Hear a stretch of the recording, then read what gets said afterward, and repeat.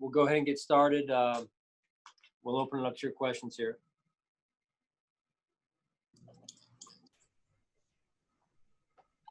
Hey, Sean, good to see you. Want to ask you, starting right off the bat with Trey White's extension, just how important was it for you guys to get that deal done, lock him in for quite some time now, and just, how important is that draft and develop and re-sign model that you guys have now going? Yeah, highly important.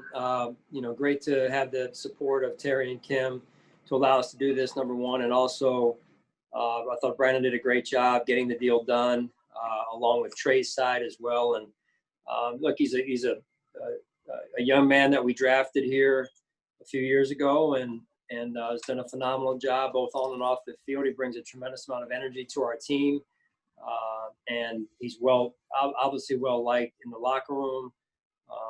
And so what more can I say about him in terms of the way he's handled his first 3 years? Now that we're going into week one, I know you're probably sick of answering these questions, but you guys do have a game to get ready for now that the roster is set to 53. How close are you to having that picture of what the offensive line is going to look like, specifically that right side? Yeah, Heather, we'll have it up. I think we'll know a little bit more after practice today, and then I'll get that to you guys. I think we're getting it to them on Wednesday, right? Yeah, so I'll get that to you guys as soon as I can on Wednesday. Thank you. Sure.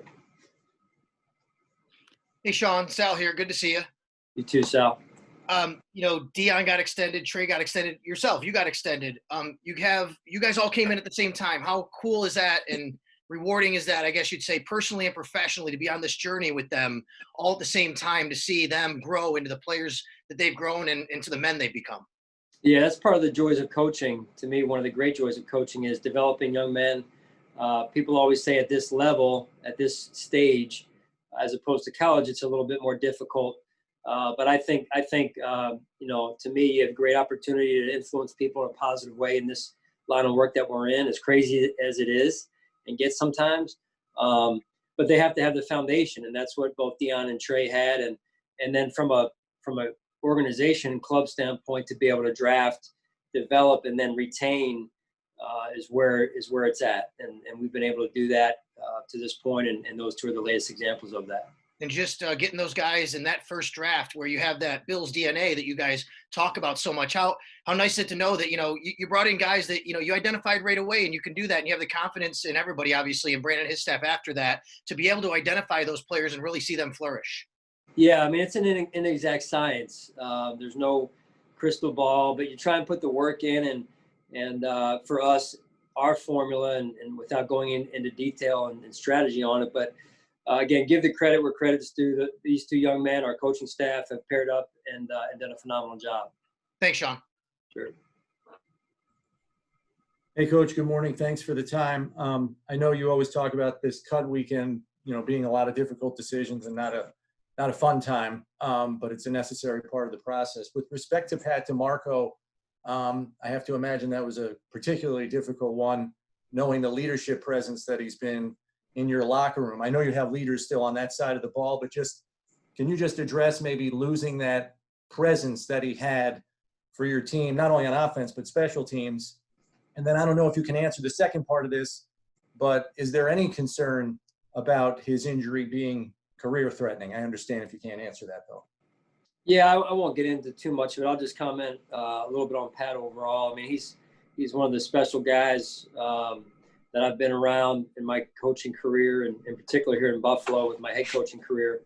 He was here when we got it started and helped us get it started. And never want to see a guy go through what he's gone through, but just really appreciate his leadership from the day he walked in the door, and the way he's handled himself on and off the field, and then what he's done at the league level as well with the NFLPA and his leadership along those lines.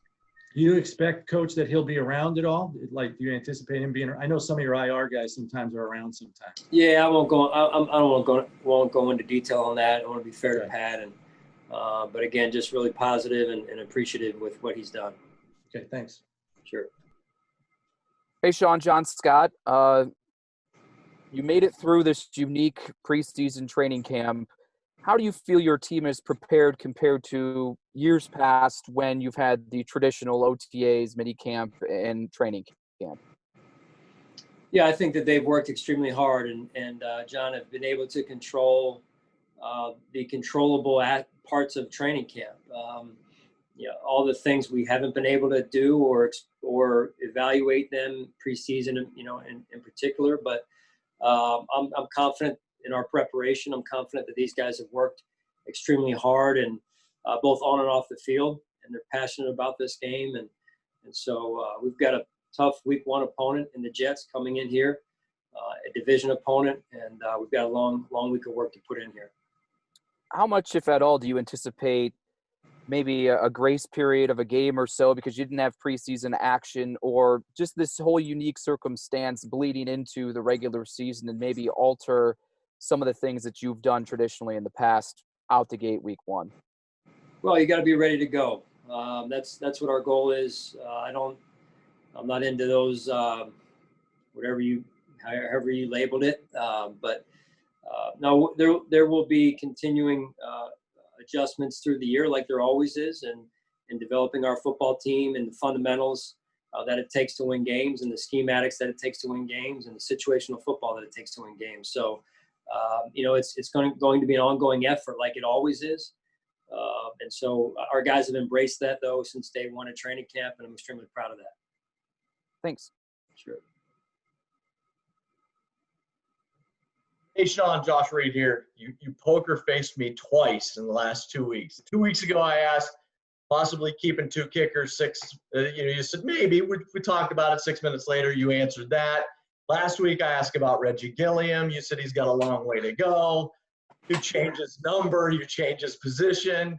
The guy makes the 53-man roster. What can you tell us about Reggie that made him kind of stick with this roster?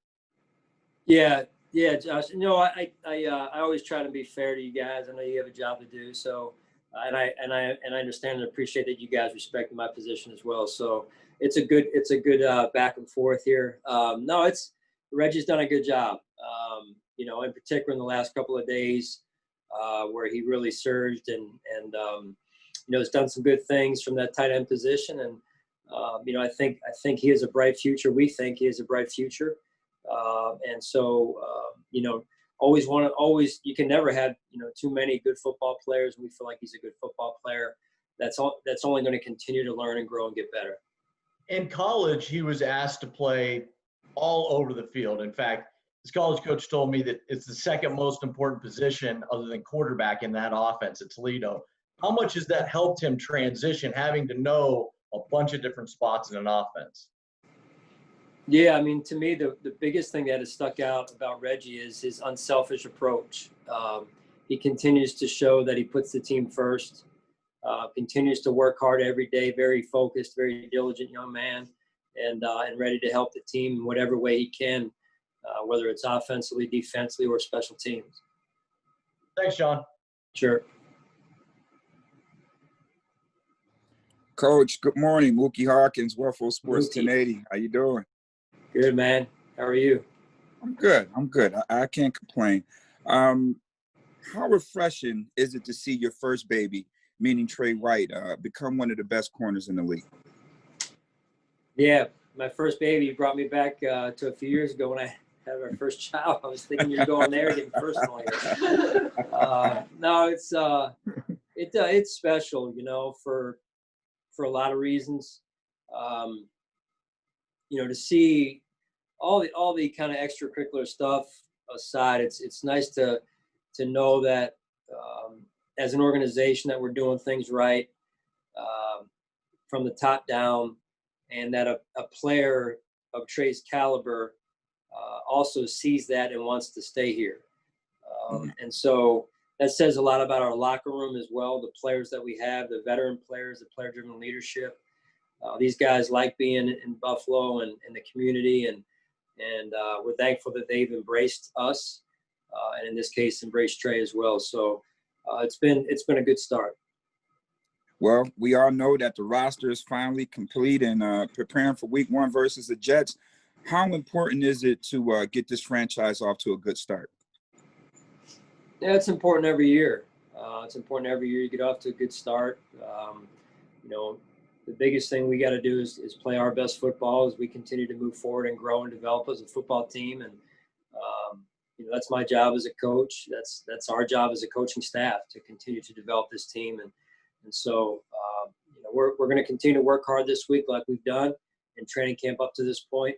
This week being no different, and continue to grow and improve on where we were the day before.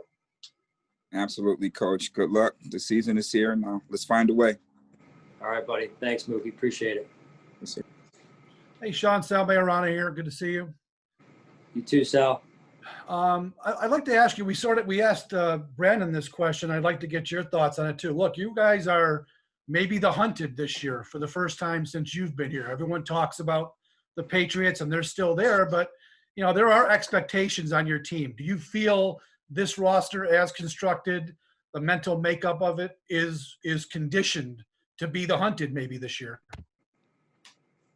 Well, listen, no one has higher expectations of themselves than I do of myself, or our team does of itself. So we respect those expectations. We're focused right now on the Jets. Whether we're the hunter or the hunted, that's for you guys out there to narrate and talk about. We're gonna do our best to have a good week of practice and get ready for this Jets football team that's talented and had a great end to the season last year.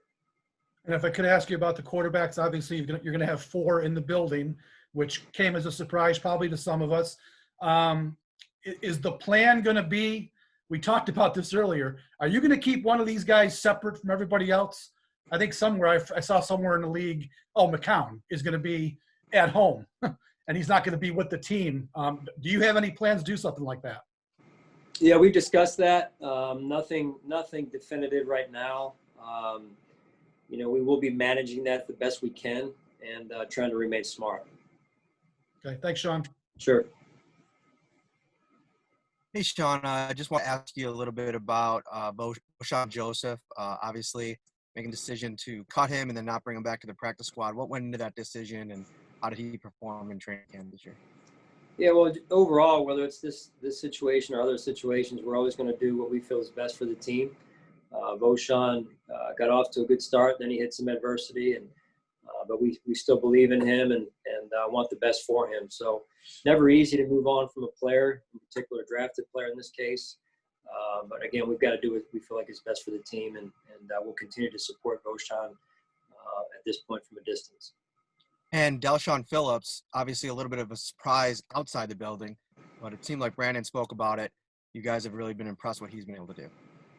Yeah, another young player that did a nice job when he came to us last season on practice squad, and we thought had a good year just growing and learning, and a lot still to be developed, and he's got to take ownership of that as well. And so we expect him to come in and do a good job and continue to grow like a lot of our young players. Thanks, Sean. Sure.